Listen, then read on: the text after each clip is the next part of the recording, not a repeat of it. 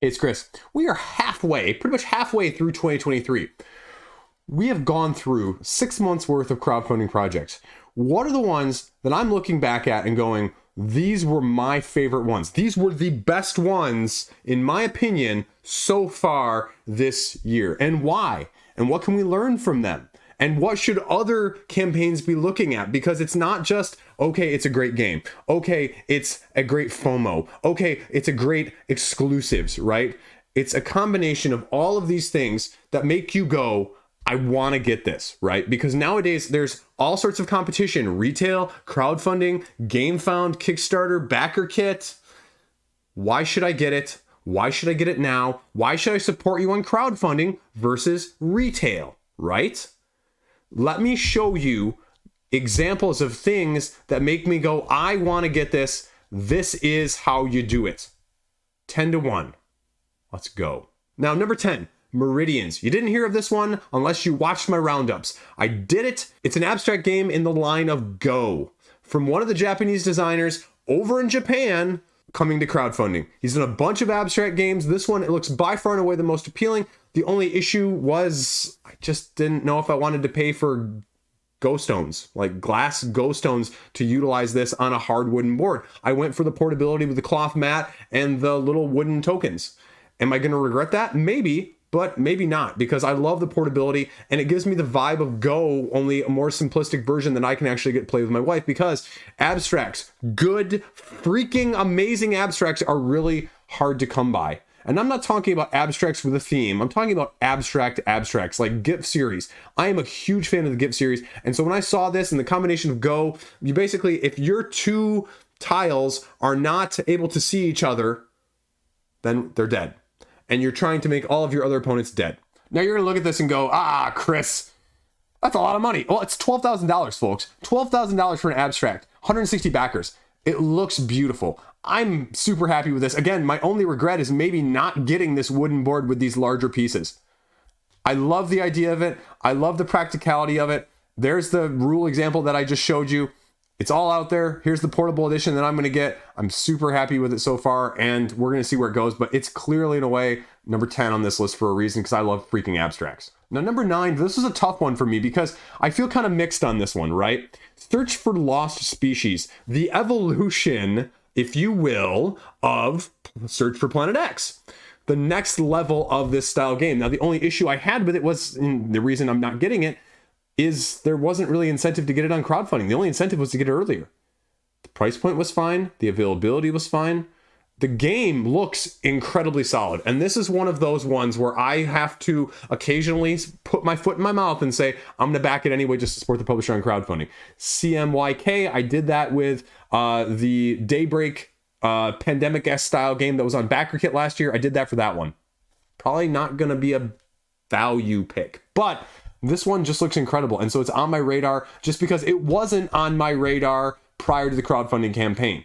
It just looks like it's going to be a better version of Search for Planet X, which I thought was too dry, too multiplayer solitaire, and just too mathy. Math it out, which is what it's meant to be, right? It's meant to be the ultimate deduction game. But this one just looks more thematically interesting to me. So I couldn't resist it at the retail side of things, which I will be getting at some point after it comes out. Again, on crowdfunding, it did well, $136,000, but I think mainly didn't raise more. And this is a good case point for the other way, is that I don't think it's going to be $45 at retail. I think it's going to be less than that. And when I do the free shipping at one of these stores online, it's going to be that way because the limited copies available thing isn't really true. And so that's the thing I'll say with this as a lesson learned. Just be honest with people, right? Support us, please. Do a Garfield Games. I don't think there's anything wrong with that.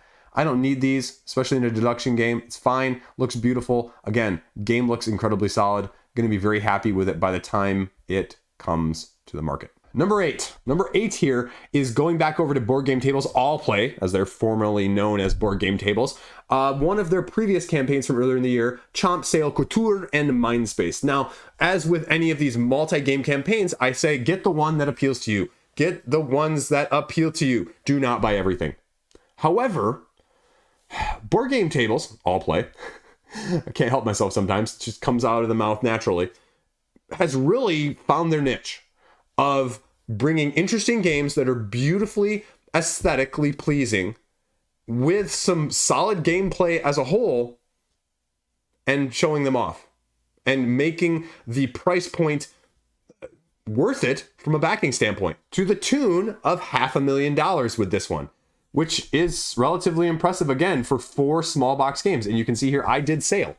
Sail was the only one that really appealed to me. Chomp, maybe, maybe not. I don't do maybes anymore, right? I'm not doing the, well, maybe it's going to be good. No. Sail. 2-player, lovely, fantastic, little expansion to go along with it. With the shipping that's going to be, I'm going to upgrade during the Pledge Manager to get the little expansion probably to go along with it here, whatever that one was. I forget here, the Sail upgrades expansion for $7. So it's going to cost me, mid 30s. It's fine. It's going to be equivocal at retail. And so if I lose or gain a few bucks here or there, whatever. This is an example of one of the ones that I just talked about with Search for Lost Species. Sometimes you just go for it and you get this and you have it and you're done. So I love it. I love these small box games, easy at the table, overhead is low, depth is high. They're just bringing more of this to your tabletop, and there's a reason people have been doing this, and they're bucking the trend as well that you need to have high overhead, 36-page rule books, tons of miniatures. You can raise $500,000, folks, if you put out a freaking good product. There you go. Now 7, we're going to split this up into B and A because formally speaking, the campaign actually got canceled, and is going to be rerunning sometime shortly. Etaria. This is a game from Modius that did Mini Express, and I have a copy sitting around somewhere here. I have a review that's going to be coming out either before or after this video shortly. It's an abstract, very colorful game. I'm very big on my abstracts, and this one is a combinatorial system of a certain number of colors, having the majority of a certain number of colors, and how you do that, giving you several different draft variants in order to give you some variability, not just pure randomness that you may not like out of an abstract game that my wife and I originally in the first game found a little bit frustrating, but using some of the drafting variants in order to get or have the better option of which colors you're placing down on this checkered black and white board that is modular each time. It's just a very nice, fantastic touch. Now, they canceled the first campaign because they accidentally included the shipping into the pledge level, and once you do that, you can't undo it. Absolutely fantastic looking game as a whole, and I can't wait to have a copy. Again, as an abstract lover, this one is higher on the list because it's going to be shorter than Meridians. It's going to be less complex than Meridians. It's very similar, eerily, in a way, to Tintas, if you're familiar with that abstract game of 7 colors, 7 pieces of each color, collect the majority of each of the 7 colors, and you win the game. And that's what just gives me vibes of, and we love that game. This game is very similar. Is it going to replace that? No. Is it slightly different? Yes. The drafting variants make it just that much better as well. So when it comes back to crowdfunding, I'm all in, baby. There you go. That's why it's 7B. 6, another one I reviewed. Another one I reviewed on this channel, Endeavor Deep Sea from Burnt Island Games. This is going to be a great game. You play games sometimes and you go, hits the tabletop, you see the mechanics, you read the rules even sometimes, but really when the flow hits and you go, whoa, right? Like, you've had those games, those light bulb games, those light bulb moments of it clicking, like Spirit Island. All of a sudden when Spirit Island clicked for me, I said, holy cow, right? That's sort of the vibe in a lesser way, because Spirit Island's like a top game for me all time. So it's not that good, but holy cow, is it really good? Yeah. Just one of those games I started playing and I said, people are going to love this. People are going to freaking love this. The question was whether or not you got it in crowdfunding. The deluxeification, the difference between the pledge levels made it a no-brainer. If you're going to get it, you get it on crowdfunding for any of the extras that they were offering. And so it was more just a question of if you wanted any of the extras versus just really the core stripped down retail version. Yeah, you can easily wait. You can't make that argument in this one. It wasn't overwhelming, but it was well worth your incentive to get some of the deluxeifications price-wise. Now, the questionable kind of Kickstarter campaign afterwards, I thought that was kind of weird.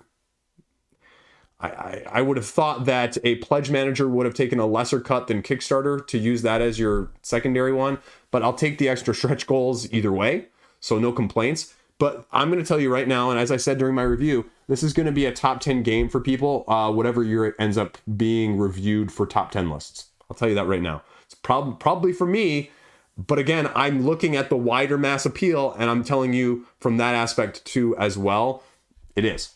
Again, I look at this one as game found effect, because I think if this would have been over on Kickstarter, it probably could have raised more.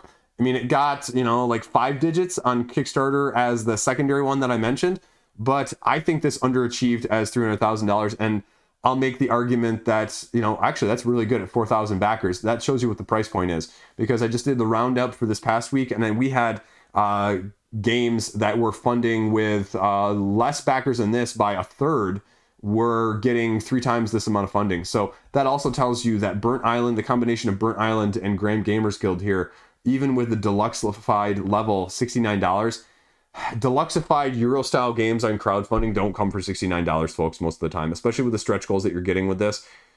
Yeah.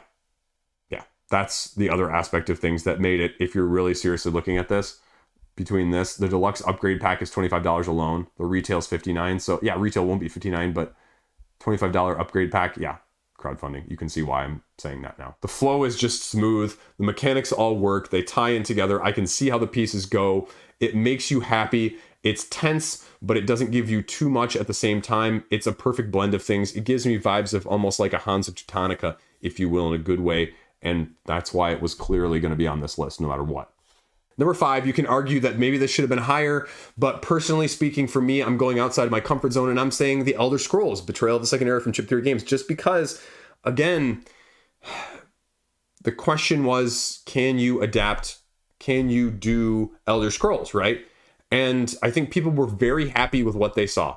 I think there was some concern about what it's going to look like from Chip Theory. Is it going to be too many bones with a Elder Scrolls skin?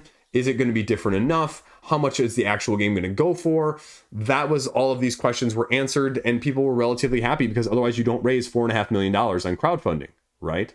And this one is on the list mainly for that reason, because it really achieved, I think, what it was set out going to do in the first place. Especially with the previous Elder Scrolls game from Medifus last year, it really brought it to the tabletop in a way people were very pleased with. And the pledges weren't horrible. It was still expensive. It was still a Chip Theory game.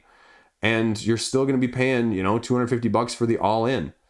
But I think that's also less than what people thought originally. And so I think that tempted people to go in on it, because again, with Chip Theory, you're getting a good deal on the crowdfunding. It's going to be $270 or $280 probably if you picked it up all at retail as well. The issue I had, again, the reason I didn't pledge was I'm not sure I need another large expanding campaign crawling-esque game at this point. And it was still a little bit too similar for me for Too Many Bones, which I'm not a huge fan of, even though there were clearly some differences. I'm not going to say it's the same, right? I'm not saying that. But too much overlap to make me comfortable, and too much uncertainty, especially without a rule book right now. Again, I kind of don't like that. That's kind of something that's a big turnoff for me. No rule book during a campaign. I know you had a bunch of people previewing it and a bunch of people putting videos out, but just no rule book makes me go, how big is this rule book really going to be by the time it comes to, right? And even now, the Too Many Bones with the Unbreakable rulebook isn't much better than the first rulebook for Too Many Bones in the first place.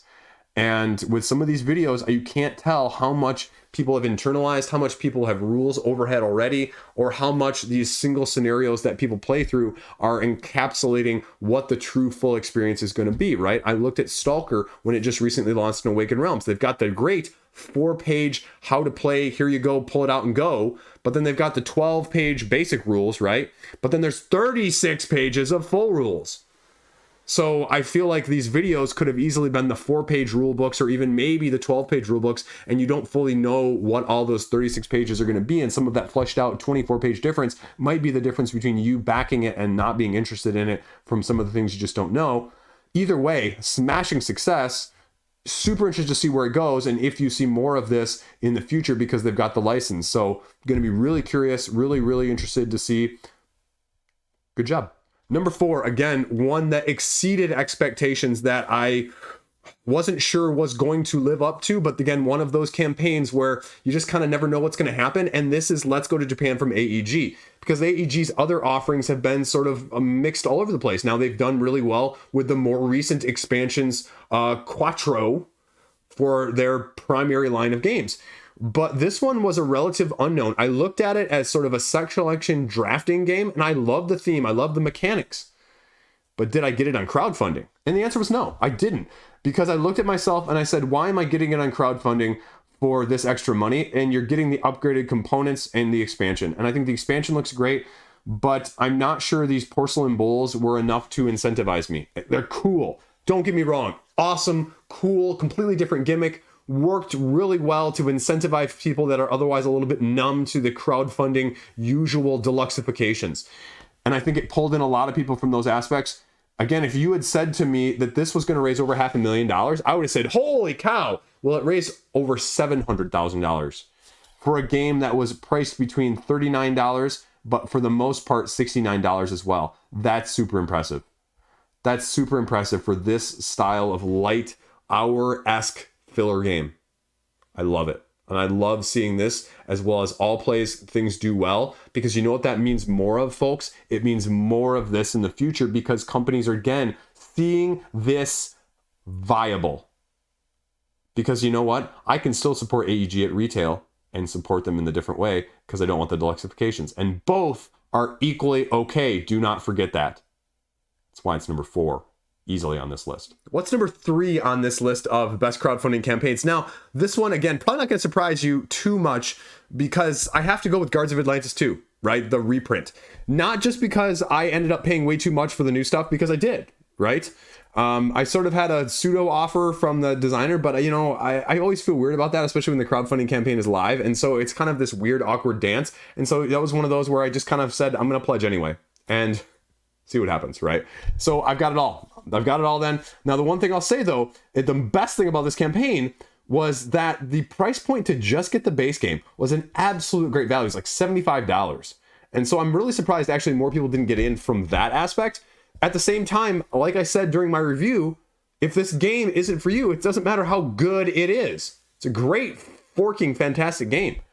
It's a game that's never going to leave my collection, like I said previously, but it's not for everybody. Repeated meta play at a 3, realistically 4 to 6 player count. How easy is that for you? It's not easy for me, but I'm gifted with a little extra space in here, so I don't have to worry about it too much. You can actually make the argument that this is probably more than I would have guessed originally because of all the hype. And I hope it's not going to be a root situation for people or an oath situation where I want this game to be something else other than it is and not really realizing it. But that's why I put full disclaimers on that, right? Like, this is not like this. You need to know X, Y, and Z. This is only right for people X, Y, and Z. And so if it's not right for you, don't buy it, man. Again, there's better ways to spend your money. But I mean, almost $1 million is crazy. I actually think that's way more than I would have predicted originally. So give a lot of kudos to them. And again, staying true because they didn't at all do retail. And some companies are just going away from that. And that's okay, especially small companies like this. Completely okay with that. But that's why it's number 3. Now, I can't lie. Number 2 and number 1, I had these flip-flopped originally. And I just went back and forth on this one, and I, just could have gone either way here. It's really like 1A and 1B rather than 1 and 2. 1B, I guess in this case, is, and again, I'm a little clickbaity sometimes, but I stand by my clickbaitiness, right? Like Nekojima. This is a dexterity-based hanging cats from wires with wooden poles, trying to balance them and even doing objectives or, certain scenarios to make it work. It's just crazy fun. My kids and I have not had any more fun than playing this game this year. This is one that I just still cannot get out of my head. I can't wait to get my own copy of this. I just think it's going to be that much fun. It's going to take its place alongside all the other dexterity games that I have, and this is a game that's not going to go anywhere in my collection ever. There's nothing else out there like it that I've played. It's unique, it's creative, it's very simplistic. It's one of those games also that you go, why didn't I think of that, right? And I had that super awesome slow motion shot on camera when I was doing my review where the cat actually fell from the top rope to the bottom rope, and I caught it on camera, and that was just the most amazing thing I've ever had happen doing a review. But it raised $200,000 for a dexterity game. I mean, I hyped this for a reason, folks. I love it. I love it. It's not going to change because the copy I had versus the final copy, not going to be terribly different. Very delicate, very nuanced, and just, again, I cannot tell you, fun doesn't encapsulate this, nearly to the extent that I wish that word could. The biggest downside is, I may not have a copy until the end of the year. The original delivery date is September 2023, and, however quickly they can get it, I'm all for it. So take that for what you will. But 1A then, what's 1A? Well, I mean, you know me, I've got a huge stack of it sitting right there behind the camera. It's Marvel United Multiverse. I just couldn't not do it. I know, you're going to be disappointed in me. I went all in. sort of am hanging my head in shame. I'm going to sell some stuff. But I just couldn't not get it all. I wanted it all. I didn't want it all. And I just decided, you know, I pledged a little bit during the campaign. I pledged the rest during the pledge manager. And I'm going to sort it out afterwards and sell some of the stuff that I just don't want end up on the secondary market. And I'm okay with that. Again, not even trying to make a profit, but just buying one of them. I mean, I'm not one of those people. And believe me, I've thought about being one of those people where I could buy 2 or 3 copies and sell it all. But I don't do that. I'd love to do it, but like I'm also scared like I'm going to pick one of the wrong ones and be out like $300, $400. But that's, I mean, they dug deep and I give them kudos and they're giving more stuff and they FOMO'd me and they FOMO'd me and they got me good. To be fair, at the same time, they added some cool new mechanics. They added some cool stuff. They threw in a lot of people and a lot of heroes. There's a lot more asymmetry with the characters and the anti-heroes and even the villains. It's just awesome. It is like my most played game in the last year and a half or 2 years, easily, especially my most played game with my kids. And so when you look at it from that aspect, I'm going to sell some of the extra stuff. I'm going to keep what I like after playing through it all, and it's going to be fine. I was trying to piecemeal which one of these I wanted and which one of these I didn't want. And I said, nope. The only thing I wish I would have gotten that I maybe didn't is the multiverse playmat. And so, you know, I'm always tempted by that. And I've never been able to pull the trigger on that. Thankfully, I'm not a completionist with the plastic tokens or the dashboards with cardboard or anything cardboard in there. But I'm getting the campaign decks, the team decks, and the promo decks. Not getting any of the classic stuff. I have all that stuff that I want. And it just sounds cool. Now, I wish they would have gone a little deeper at same time in the multiverse because a lot of this was just main like stream crossover comic book. But I still give them a lot of kudos for going with some of the big events and some of the lesser known heroes and villains as well. So either way, I mean, almost $5 million. Are we going to see more United of some shape or form? Absolutely. Is it going to be Marvel though? That's going to be the question. And so, yeah, I'm going to tune in strongly. That's one that Simon's done right by me with. What can I say? There you go. My top 10 crowdfunding campaigns / games of the year so far. Some hands-on, some experiences, these are good things to learn from, all wrapped into one. Let me know. What are your top 10? What's on your radar? What are your top couple? What are the ones you've backed and that you're most interested in at this point? Let me know. So there you go. Thanks for watching. Stay classy. And, you know, it'd be interesting to see how many of these are on the top 10 at the end of the year, too, because that's always an interesting test. I'll tell you right now, number 1 and number 2 are going to be on that list. Probably number 3 as well, but that might be a little lower depending on what else comes out. Because again, second half of the year is wide open. It's hard for me right now to make a top 10 list of the upcoming in the next 6 months. So that tells you right there how much wild west space we got going on. As always, you back anything, go to the comment section, tell them Liege sent you, and thanks for watching again. I appreciate it. Stick around and tune in for more if you like this. Peace out. Stay classy. See you around.